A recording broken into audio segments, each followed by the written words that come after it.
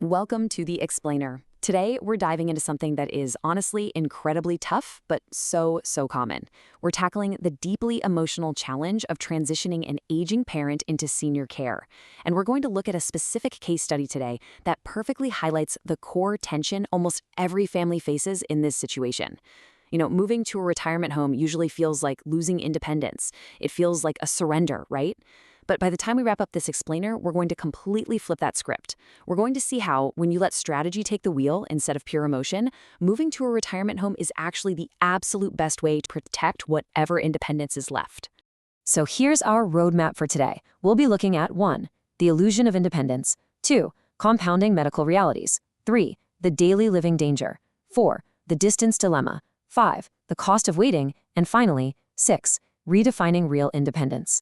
Okay, let's jump right into Section 1, the illusion of independence, and what happens when the situation changes.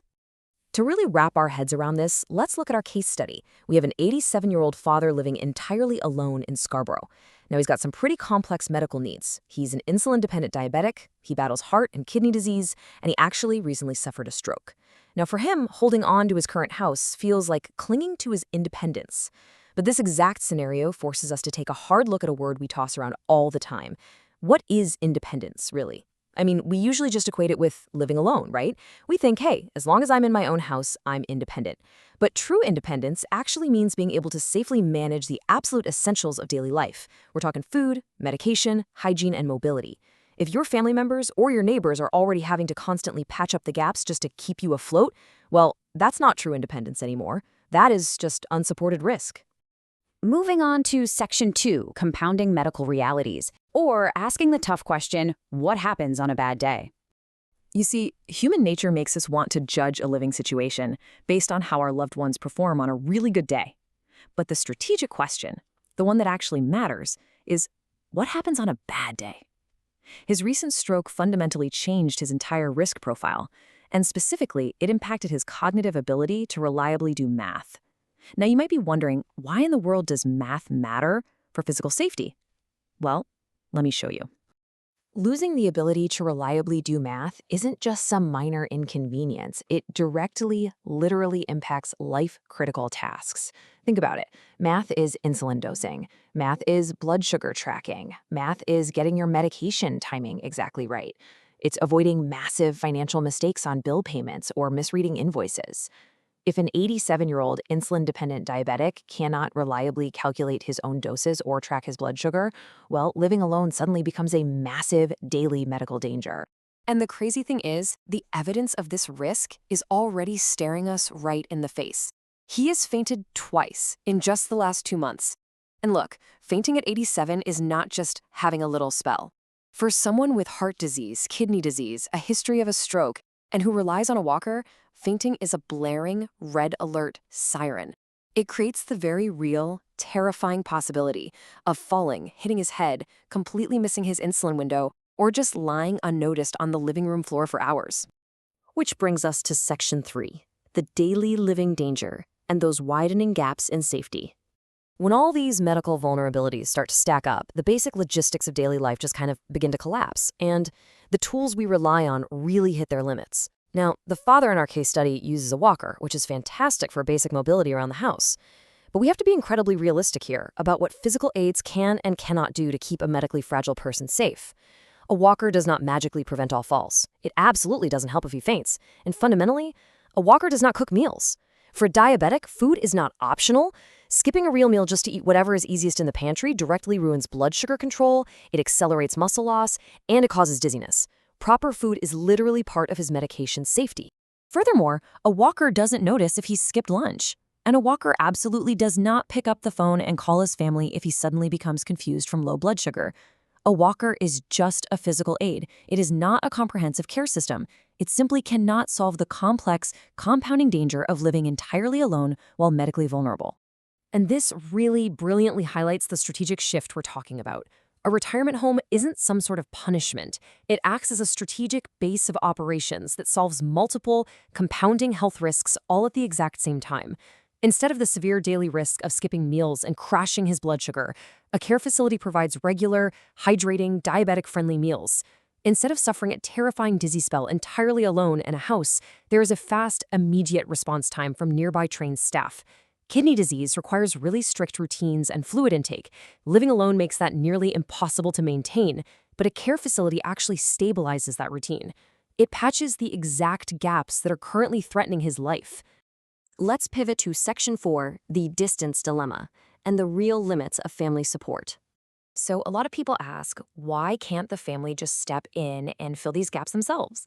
Well, the answer comes down to pure geography. 90 to 120, that is the number of driving minutes between his home in Scarborough and his family over in Guelph. And that number, that represents the absolute hard limit of family support. It is the tyranny of distance. Because of that massive 90 to 120-minute barrier, his family literally cannot manage daily rapid response support. They can't just drop in for 10 minutes after work to check the fridge. They can't easily notice subtle day-to-day changes in his condition, and they definitely cannot respond quickly if he has a fall. Distance turns small, fixable problems into massive emergencies. His family can love him fiercely, they can advocate for him at the doctor's office, but they simply cannot safely replace daily localized support from 2 hours away without completely burning themselves out. This leads perfectly into Section 5, the cost of waiting. It really comes down to choice versus crisis. This is where the whole strategy of transitioning becomes a matter of timing. It's a choice between acting early or just waiting around for a disaster to force your hand. Because look, there are really only two ways this transition ever happens. The first way is a planned move. This is where he moves by choice, he maintains his dignity, he chooses the location, he decides on his routines, and he keeps his sense of control. The second way? That's a crisis move. That's when he waits until a fall or a severe medical emergency forces a sudden hospital stay. And that leads to forced choices made under extreme pressure with far fewer good options available. Waiting until something terrible happens is what actually creates the real loss of independence. Moving now, while he still has agency, is the decision that gives him the most say in his own life. So, the absolutely crucial point here is this. Right now, his independence relies on entirely too many things going perfectly. He has to wake up safely, eat a proper diet, correctly manage his insulin math, avoid tripping, handle his bills, and recognize on his own when he needs to call for help. That is just way too much risk for one 87-year-old man living alone after a stroke. The current plan only works if nothing goes wrong. But as we've already established, things have already gone wrong. He has already fainted twice. The crisis isn't a hypothetical, it's already knocking at the door. Finally, let's look at Section 6, redefining real independence and making the hard decision. This right here is honestly the hardest part of the entire equation, because this is where pure logic runs headfirst into profound psychological resistance. The emotional hurdle is that he hears the words retirement home and immediately feels like he's being put away. He feels like he's just not suited for that kind of life. He fears losing his identity, his control, and his privacy. And you know what? Those feelings are entirely valid on an emotional level. But this decision cannot be based solely on his identity. It absolutely must be rooted in reality. And the stark, undeniable medical reality is that he is 87, recovering from a stroke, fainting, highly insulin dependent, and physically isolated from any immediate help. Safety, not personality, has to dictate the outcome here. Moving him closer to family into a structured, supportive environment is really an act of incredible responsibility and leadership. Obviously, it reduces worry and drastically improves his daily safety. But maybe most importantly, it protects the family relationships. Right now, every single phone call or visit is about crisis management. Moving him closer means his family can actually visit normally and casually again. They can just share a meal without it being a major rescue operation. It allows him to age with far more dignity, surrounded by a safety net instead of constant looming danger. Which leaves us with this final, incredibly vital thought. The goal is not to take away your independence. The goal is to protect what independence you still have. I really want you to take that away from this explainer today. How are you defining independence for yourself or for the aging people that you love? Are you confusing the location of a physical house with the actual safety of a life? Making that hard, highly strategic decision to transition to care before a crisis completely shatters everything isn't a surrender.